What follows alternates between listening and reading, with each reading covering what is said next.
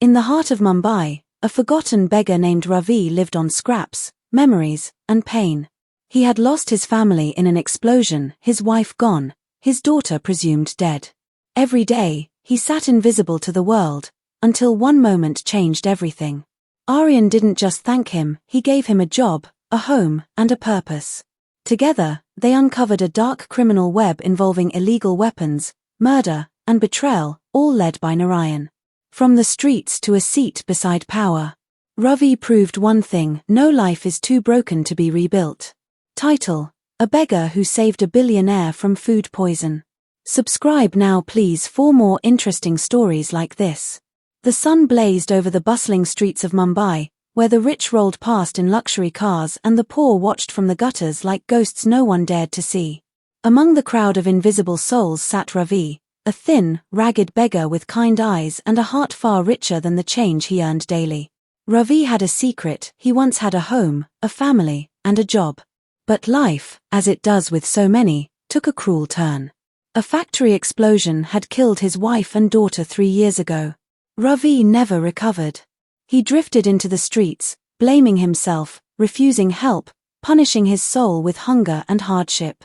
Yet, he never let his pain make him bitter. He shared what little he had.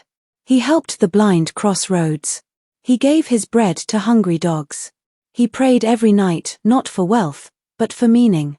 Meanwhile, just a few blocks away, in a penthouse high above the city, Aryan Kapoor, a billionaire tech mogul, prepared for a grand luncheon. The media loved him. He was young, brilliant, handsome. He owned half the tech startups in India. People called him the Silicon Prince.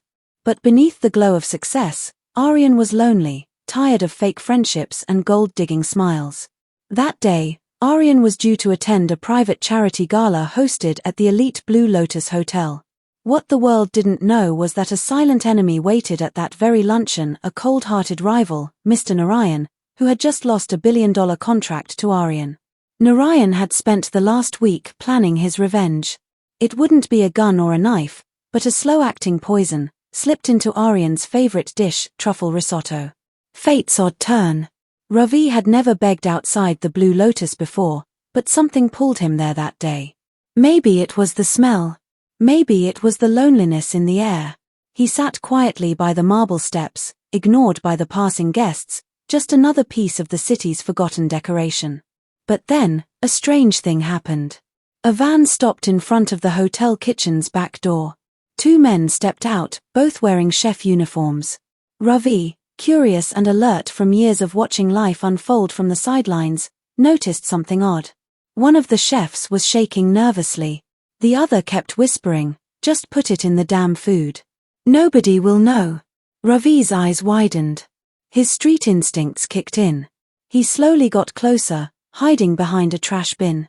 He watched as the nervous man pulled out a small vial of clear liquid and added a few drops into a silver container of risotto. Poison. Ravi's heart raced. He had seen evil before: robberies, stabbings, even a child kidnapped, but this felt personal. And then he heard the name. "Mr. Kapoor eats this. Don't mess it up," one man said. Aryan Kapoor. The man every billboard in town displayed. The man who gave speeches about the future. The man Ravi had once admired on TV. Suddenly, Ravi knew, this wasn't just about stopping a murder. This was about doing the right thing for once, finally being useful again. The unlikely hero. Ravi didn't have a phone. He didn't know how to contact hotel security. But he knew time was ticking. So he did the unthinkable. He walked into the hotel. Immediately, 2 guards blocked his path. "No beggars allowed here." One barked, "I have to speak to Mr. Kapoor. Someone's trying to poison his food." They laughed. One even shoved him outside. "You stink of lies. Get lost." But just then, a miracle happened. A young woman named Meera, Aryan's personal assistant, stepped out to take a call. She saw Ravi's eyes, not his clothes.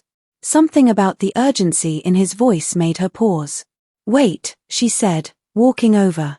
"What did you just say?" Ravi explained everything. The vial. The whispering chefs. The risotto.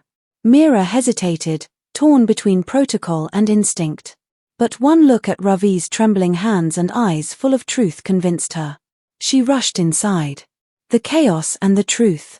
Aryan was seconds away from taking the first bite when Mira burst in and yelled, "Stop!" Everyone froze. Cameras clicked. Guests gasped. She whispered in Aryan's ear. He stood, composed but alert, and turned to the head chef. "Who prepared this dish?" he asked. The nervous chef, now pale, tried to hide behind his partner. But it was too late. Aryan signaled security. Within minutes, the vial was found. The dish tested. It was indeed laced with cyanide, enough to kill a man in under an hour. The room exploded in shock. Ravi stood quietly outside, not expecting thanks, not needing praise. He was just glad the man lived. But Aryan had other plans. An invitation that changed everything. The next morning, every major news channel carried the headline. Billionaire saved by homeless man, a true hero emerges. Ravi's face was on TV screens, his photo taken while he was still wiping dust off his torn shirt.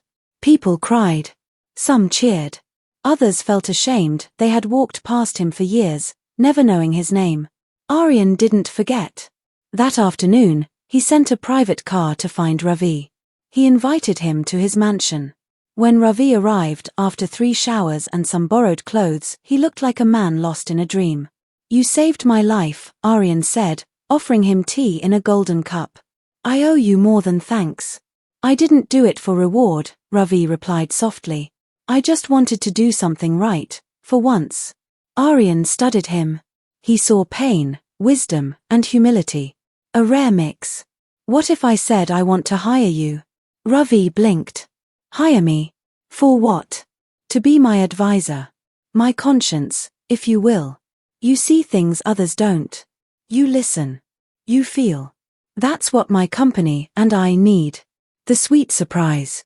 It wasn't just a job. Aryan gave Ravi a small apartment, clean clothes, and a sense of belonging. Ravi wept the first night, staring at a real bed, unsure if he deserved it. A week later, Aryan hosted a dinner. But this time, Ravi sat beside him, not outside the gate.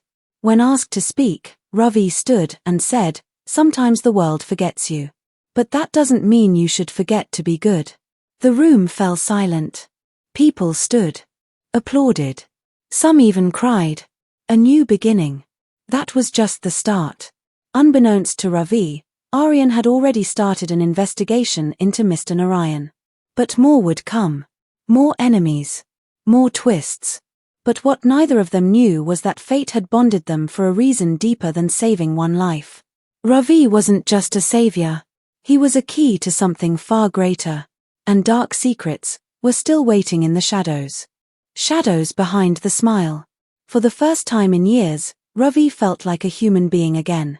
No longer was he just a face people avoided on the street. He had a name. A voice. A place to sleep that didn't come with rats or rain. But even as the days passed in comfort, something deep inside him refused to rest. He kept remembering that man in the chef's coat, the one who dropped the poison into Aryan's food. He hadn't been arrested. In fact, when the police arrived, they found the vial, but both men had already disappeared. Why did they let them escape? Who were they? Ravi had seen enough of life to know someone was pulling strings from the shadows. Aryan's doubt. Meanwhile, Aryan Kapoor, though grateful to be alive, could not shake off the unease. He was used to competitors. He had faced lawsuits, sabotage, even threats before. But never something this personal. His assistant Mira entered the room with a file. The internal investigation came up empty. No ID on the chefs. Fake names, fake backgrounds. Someone cleaned this up. Aryan leaned back in his leather chair, brow furrowed. Which means they had help, maybe from inside. Mira nodded slowly. "It could be someone close, sir." Aryan's jaw clenched. He trusted very few people in his circle. Now, that circle felt like a noose. Ravi's street instincts return. That evening, Ravi took a walk alone. He didn't ask permission. He didn't tell the guards. He simply slipped out of the mansion in borrowed clothes, moving through the streets like a ghost returning home. He went back to the alley behind the Blue Lotus Hotel. He knew the street people there. Some were friends. Some were thieves. All had seen things no CCTV could ever catch. He met an old man called Bowler, a one-eyed junkie who knew every shady corner of the city. "Hey Bowler," Ravi whispered, handing him a pack of biscuits. "You remember two men dressed like chefs coming in a white van last week?" Bowler scratched his tangled beard. "White van? Tuesday? Yes, yes. I saw them. One had a scorpion tattoo on his neck. Left after 10 minutes.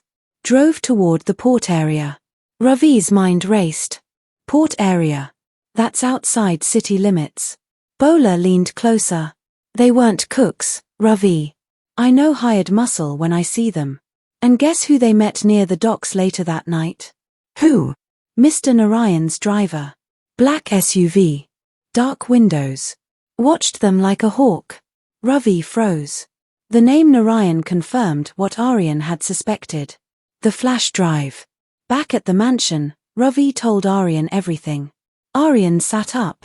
"That's more than our investigators found in a week." "I used to be nobody," Ravi said with a small smile. "So nobody notices me. That's my advantage." Mira entered with more news. "Sir, we found something else." She handed Aryan a small flash drive sent anonymously through a delivery boy. On it was a video recording security footage from the hotel's service entrance. It clearly showed the two fake chefs meeting with a man in a grey suit. Aryan's face darkened. "That's not just anyone. That's Sanjay Mehta, head of internal affairs at my own company." "What?" Mira gasped. Ravi's heart sank. "So the snake is inside your own house." The confrontation. The next morning, Aryan invited Sanjay to his office. Calm. Cold. Calculating. "Good morning, Aryan," Sanjay said with a smile. "Good morning, traitor," Aryan replied sharply. Sanjay blinked, confused. Aryan pressed play on the video. Sanjay's smile vanished. "You tried to kill me, Sanjay. With Narayan's help." "Why?" Sanjay broke. He fell to his knees. "I didn't mean to kill you. Narayan offered me 10 million rupees. My wife has cancer. I needed money. I was desperate." Aryan shook his head in disgust. "And what if I had died? What then? Your wife would have lived with blood money." Ravi, standing quietly behind, stepped forward. "Sometimes, pain makes us blind. But choosing evil, that's still a choice." Aryan fired Sanjay immediately and handed the video to police. Narayan's reaction. Across town, in a villa guarded by dogs and walls, Narayan sat watching the news. His face twisted in rage as the headline scrolled. Tech billionaire Aryan Kapoor escapes poison plot, suspect confesses, names Narayan as mastermind. Narayan threw his glass against the wall. That beggar. That damn beggar ruined everything. His assistant, a tall woman in black named Layla, spoke softly. "Should I handle it?" Narayan's eyes burned. "Yes. No more games. Kill the beggar. Burn the evidence. Make it look like a robbery." Layla smiled. She had never failed a mission. Ravi's brush with death. That night, Ravi returned home after a visit to the local temple. The city air felt different. He couldn't explain it, but years on the streets had taught him when death is near, the silence gets heavy. As he opened the door to his apartment, he noticed something strange. The curtains were slightly open. He never left them that way. His instincts screamed. He stepped back. At that moment, a masked man lunged from the shadows inside with a knife. Ravi dodged, rolling into the hallway. The attacker followed. But just then, the sound of approaching guards echoed through the corridor. The assassin escaped through the fire exit, but not before dropping a phone. Ravi picked it up. It was locked, but the wallpaper was a photo of Layla. Unlikely bond grows. The next morning, Aryan sat beside Ravi's hospital bed. "You could have died again," Aryan whispered. "I've lived long enough to know death visits often. But I'm not afraid anymore," Ravi replied with a grin. Aryan looked at him seriously. You've given me more loyalty in 2 weeks than some men have in 10 years. I don't want money, Aryan. I just want peace. But if this is the price to pay, I'll stand beside you till the end. Aryan nodded. Then let's end this together. Plan for revenge. Aryan gathered his legal team, security experts, and Ravi in a private meeting room. They devised a plan not just to expose Narayan, but to ruin him publicly, legally, and permanently. Ravi's role? Infiltrate one of Narayan's shell businesses using his street connections. Become a mole. Collect real-time evidence. It was dangerous. But Ravi said only one thing: let's do it. Sweet moment in the storm. Before leaving for his undercover work, Ravi got a surprise visitor. It was Meera. She brought him a gift, a framed picture of Ravi shaking Aryan's hand, printed from a newspaper front page. Why? He asked. She smiled. Because heroes don't wear capes, Ravi. Sometimes, they wear torn shirts and kind eyes. Ravi blushed. Thank you, Meera. For seeing me. She squeezed his hand. Come back safe. As Ravi left that night to enter the lion's den, he whispered one prayer. Let the truth win. Let justice rise. Because this story was no longer about survival. It was about redemption. Into the lion's den. The city glittered under the moonlight, hiding its ugliest secrets behind luxury and noise. Beneath it all, under the floorboards of high-rise towers and marble lobbies, was a hidden world of corruption, deals made in whispers, and money washed in silence. Ravi, now clean-shaven and dressed like a mid-level office worker, stood at the gates of Virotech Solutions, a fake tech firm secretly owned by Narayan. It was one of the many shell companies used for laundering bribe money, hiding assets, and planning darker things. Ravi's mission was simple but dangerous: get inside, gather proof, and get out. But this time, he was alone. A new identity. Aryan had arranged everything. New name, Ravindra Das. New credentials. A background in maintenance, fake ID, work permit, even a resume. He'd also been trained over the past 5 days in handling surveillance devices, hidden microphones, tiny cameras, and a button-sized GPS tracker. Don't be a hero, Aryan had warned before Ravi left. The goal is truth. Not revenge. Ravi had only nodded. But deep inside, he knew Narayan wouldn't stop until someone ended him first. The first encounter. Virotech's lobby was cold and modern, filled with glass and metal. A receptionist scanned Ravi's ID without looking twice. Maintenance level 2. Report to Mr. Bhaskar, she mumbled. Mr. Bhaskar was a broad, tired-looking man who barely paid attention to Ravi's arrival. Fix the wiring in the archives room. Don't break anything. Perfect. The archives room was underground, where old servers, documents, and unfiltered security feeds were stored. The heart of Virotech's secrets. Ravi got to work pretending to fix a broken outlet. But as he did, he placed a tiny camera behind a dusty folder cabinet. Then another, near the server rack. Finally, he hid a flash drive in the computer tower's USB slot to copy files silently. A dangerous discovery. While pretending to untangle wires, Ravi glanced at the computer monitor. One open file caught his eye. Project, Night Storm, Shipment Manifest, Weapons and Drones, Karachi Route. His blood ran cold. This wasn't just money laundering. This was illegal arms trade. The document included cargo IDs, payment trails to offshore accounts, and shockingly, a government official's name. Ravi copied everything. He inserted a second flash drive and downloaded the files. But just as he was about to eject it, the screen flickered. User logged in remotely. Someone was watching the same files. Ravi yanked the drive and shut down the system. Too late. A familiar face. Ravi rushed back up to the supply closet to hide the devices. But before he could exit, a voice called out. Well, look who finally climbed out of the gutter. He froze. It was Layla, Narayan's right hand and the assassin who had tried to kill him. She looked different in a formal pantsuit, but the eyes were the same, cold, calculating, cruel. I don't think we've been properly introduced, she said, stepping into the room. Though last time I saw you, I was trying to stab you. Ravi kept his cool. You must have me mistaken. Oh, come now, she whispered, circling him. You really thought you could hide under a mustache and fake name? We know everything. She held up a phone. On it, a video, Ravi entering Virotech. Then another, him installing the camera. You've been sloppy, street rat. Ravi didn't speak. His heart thundered. But Narayan said not to kill you. Not yet. He has plans. Then she leaned in, lips near his ear.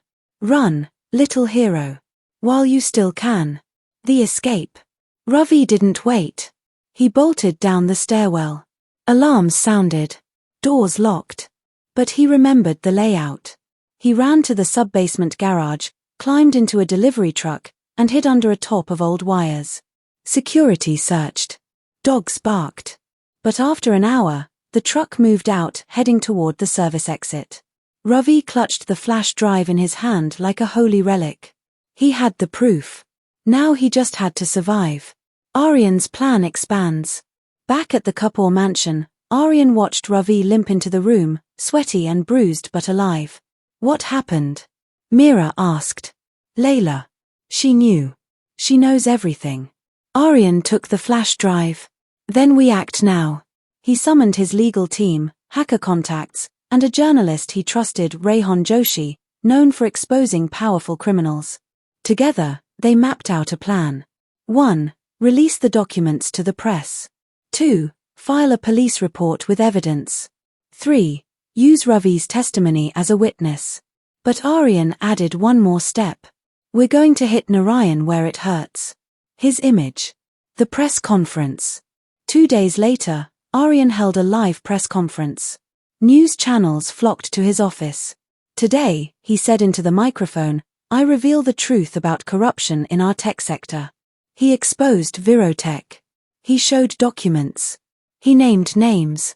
But the final blow came when Ravi stepped up, clean and confident. My name is Ravi. I lived on the streets. But I saw what no one else did. And I'm here to say, power means nothing without responsibility. The media exploded. Narayan's fall begins. Within hours, the stock value of Narayan's holding companies began to plummet. Police raided Virotech. An arrest warrant was issued for Sanjay Mehta and Layla. Narayan himself went underground. But Ravi knew it wasn't over. Men like Narayan didn't just run. They planned comebacks. A message in blood. That night, Aryan's office was broken into. Nothing was stolen. But on his desk was a note, written in red ink. You made this war personal. Now blood will follow. Ravi read it and whispered, he's not done. He's only just begun. Aryan looked at him with fire in his eyes. Neither are we. The price of truth. The press called Ravi a hero. The public called him India's Robin Hood. But the deeper he went into Aryan's world of high-stakes business and billion-rupee betrayals, the more Ravi realized, truth had a price and it wasn't cheap. Narayan had vanished from the public eye, but he was far from defeated. He'd been humiliated on live television, his assets frozen, and his empire exposed. But power like his didn't dissolve, it morphed, grew sharper, more dangerous. And now, he wanted revenge. A deadly reminder. 2 days after the press conference, Aryan's driver, Ramesh, a loyal man who had worked for him for over a decade, was found murdered in a parking lot. No robbery. No theft.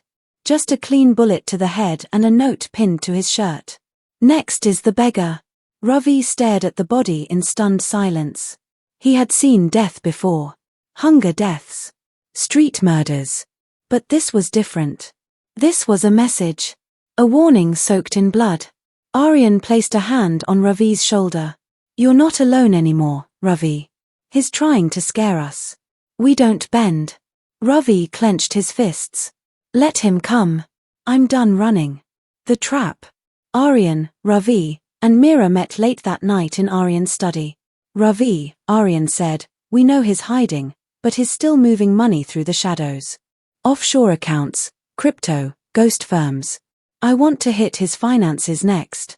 Meera added, our hacker friend, Yohan, traced a digital trail to an abandoned warehouse on the outskirts of the city. It's not on any official record. Ravi nodded. Then that's where we go next. No, Aryan said firmly. It's a trap. He wants to bait us. Then let's spring it, Ravi replied, eyes narrowing. But on our terms. The warehouse sting. 2 nights later, Ravi and Aryan approached the warehouse with a full security team positioned nearby. Drones circled overhead, and police were on standby with authorization from the state commissioner. Ravi entered first. The warehouse was dark, filled with crates and dust-covered equipment. Everything smelled like burnt wires and danger. Suddenly, floodlights flickered on. And standing there in a black suit, cigarette in hand, was Narayan himself. Well, he smiled. The billionaire and the beggar. Quite the team. Ravi stepped forward. You poisoned him. You killed his driver. You sent a killer to my door. Why? Narayan laughed. Why? Because he took everything from me. My deal, my dignity, my name. And you ruined my perfect plan with nothing but ears and eyes. Aryan spoke coldly. This ends tonight. Oh, I don't think so, Narayan said and clapped twice. The back door of the warehouse burst open. In walked Layla. With Mira, bound and gagged. No more speeches, Narayan hissed. Either I walk out free, or she dies. The choice. Aryan froze. Ravi's heart pounded. This wasn't just about justice now. It was personal. I'll come with you, Aryan said, stepping forward. Let Mira go. But Ravi held up a hand. Wait. He pulled out his phone and tapped once. Outside, drones locked onto the building. Ravi had secretly activated Project Blackwire, a live stream connected to multiple media outlets and the police. Every word, every move inside that warehouse was now broadcast live to the world. Narayan didn't know yet. Ravi stepped closer to Layla. You really think you'll get away? He said. Look at that corner. He pointed to a red light blinking behind a steel beam. You're live. Millions are watching. You kill her, India sees your face forever. Layla turned. And froze. Narayan's face drained of color. You lied, he screamed. No, Ravi replied softly. I learned. The fall. Outside, police stormed the building. Layla tried to run, shot in the leg. Narayan raised his gun, sniper took him down. Mira collapsed into Aryan's arms, sobbing. Ravi sank to the floor, exhausted. It was over. Or so they thought. The hidden betrayal. Back at the Kapoor mansion, the team celebrated quietly. News reports hailed Ravi again. Narayan and Layla were arrested. Their entire network of shell companies was exposed. But just before dawn, Mira handed Ravi a small envelope. This was found on Narayan, she said. Addressed to you. Ravi opened it. Inside was a photo. A little girl. Big eyes. Holding a red balloon. On the back, she's alive. Ravi gasped. No, it can't be. Aryan rushed over. What is it? Ravi's voice trembled. My daughter. The one I thought died in the explosion. This photo is new. This is not from the past. Aryan's eyes widened. You mean? Yes, Ravi whispered. Narayan knew something about her. He might have had her all along. The ghost child. Ravi sat in silence, staring at the photograph like it held the weight of the universe. A young girl, maybe 7 or 8, smiled up at him from the paper. Same brown eyes. Same dimple on the left cheek. She wore a yellow dress, her small hand gripping a red balloon. It wasn't a memory. It was now. On the back, in bold slanted writing. She's alive. Find the key. N. His heart thundered. His daughter was alive. For years, he'd believed the explosion had taken both his wife and little Anaya. But Narayan had known something. Maybe the blast had been staged. Maybe it had never killed her. Maybe, just maybe, Ravi's greatest tragedy had been a lie. Doubt and hope. I don't understand, Aryan said, reading the note. Narayan isn't the type to play games with children. Mira added, unless she was being used as leverage. Insurance. Something he could dangle in front of Ravi if things went bad. Ravi whispered, He called her the key. The key to what? Aryan paced the floor. What if she knows something? Or, worse, what if someone else is using her now? A fresh urgency rose in the room. We need to find her, Ravi said. I need to find her. And with that, a new mission was born: rescue the girl who was supposed to be dead. Interrogating Narayan. The next day, Aryan pulled strings to secure a private meeting with Narayan at the high-security prison. Ravi went with him. The man looked defeated but still smug. Back again? Narayan sneered. Can't get enough of me? Ravi slammed the photo on the table. Where is she? Narayan grinned slowly. Ah, the little flame. She's tougher than you know. Kicked a man in the throat when he tried to grab her lunch once. Ravi's hands trembled. She's alive. I knew it. But where? Aryan demanded. Narayan leaned in. You're smart, Kapoor. Think. If I told you in plain words, the fun would be over. But she's in a place where old ships rot and secrets sleep. Ravi frowned. The docks. Narayan smiled. The ship graveyard. Near Alang. You'll need the key. The key? Aryan asked.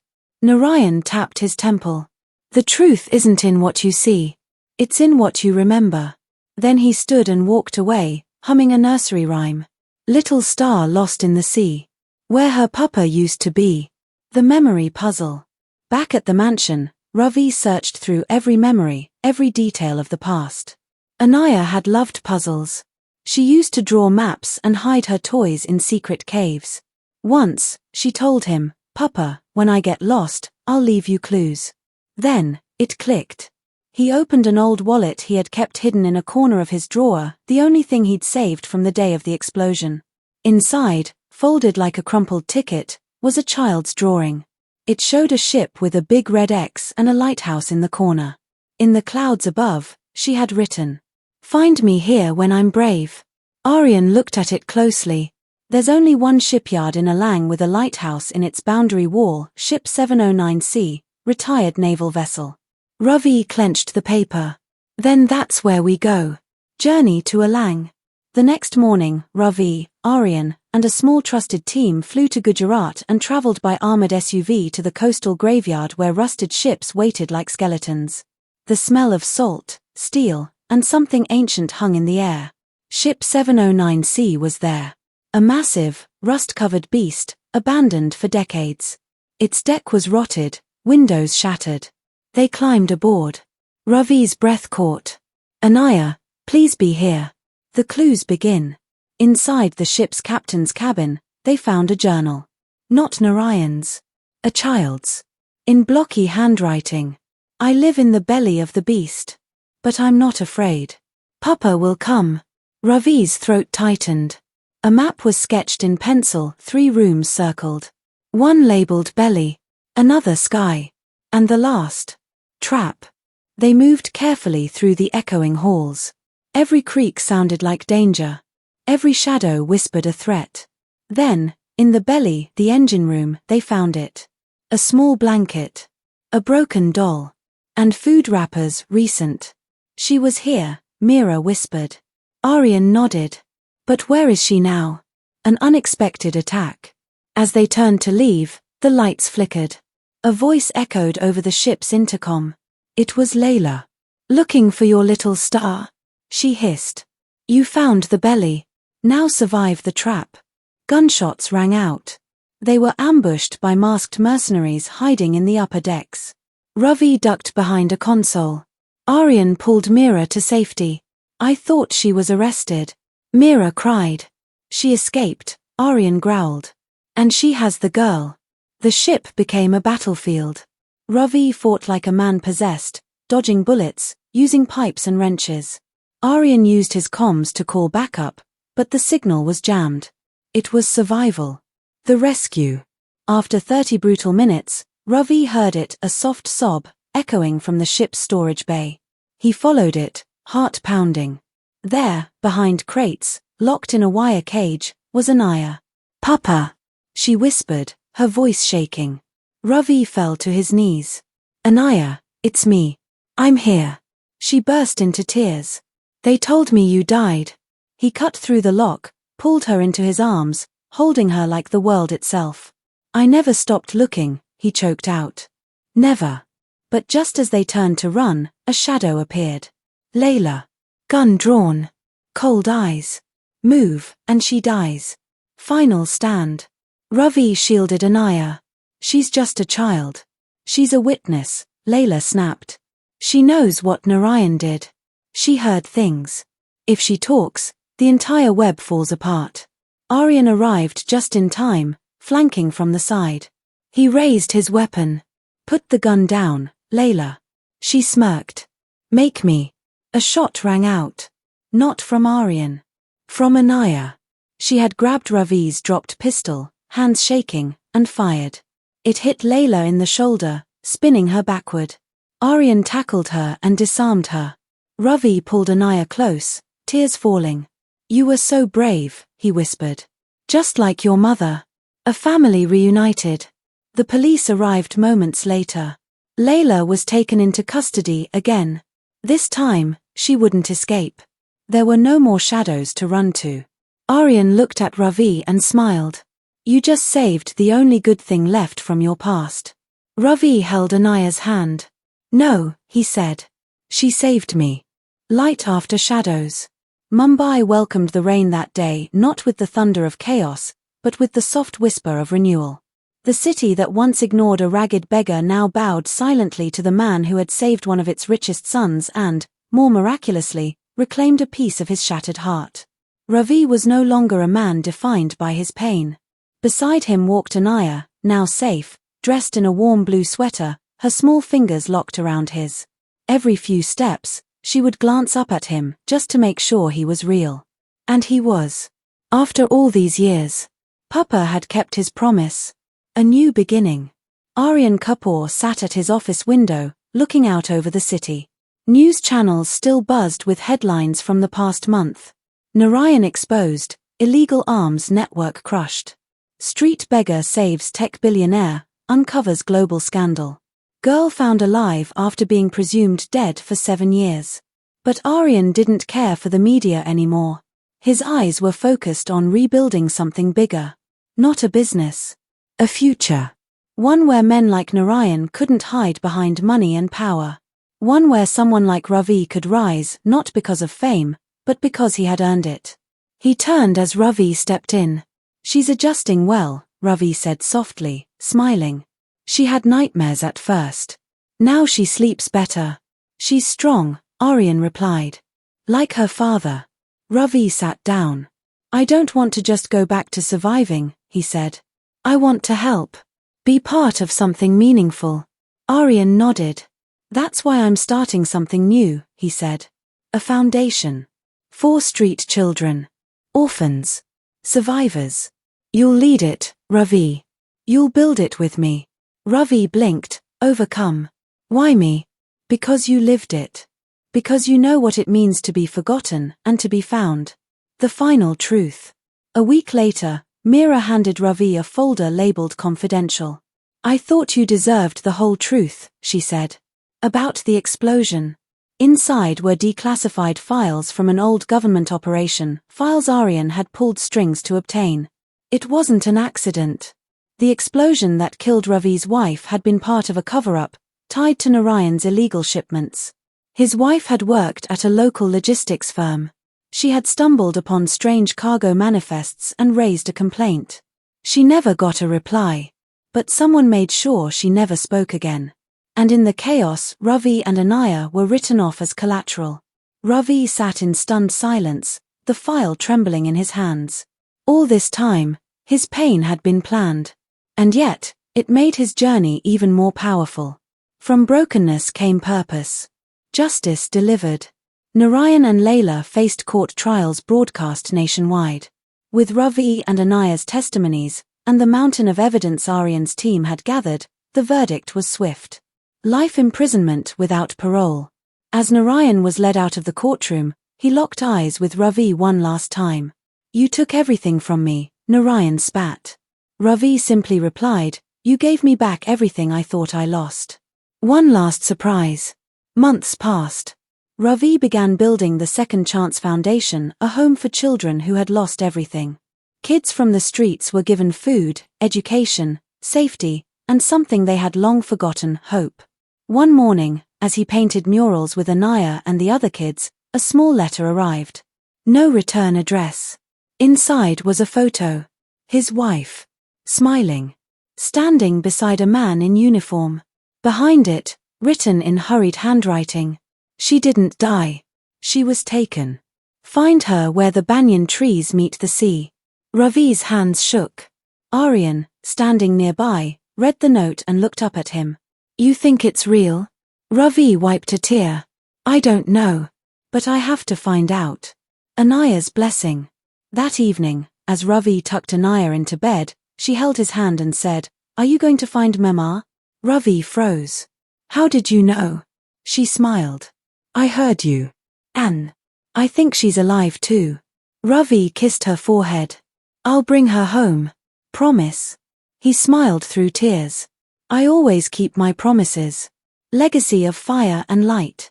As Ravi boarded a train the next day, destination unknown, eyes wide with purpose, the city watched the man who once sat in gutters now carry the weight of many hearts.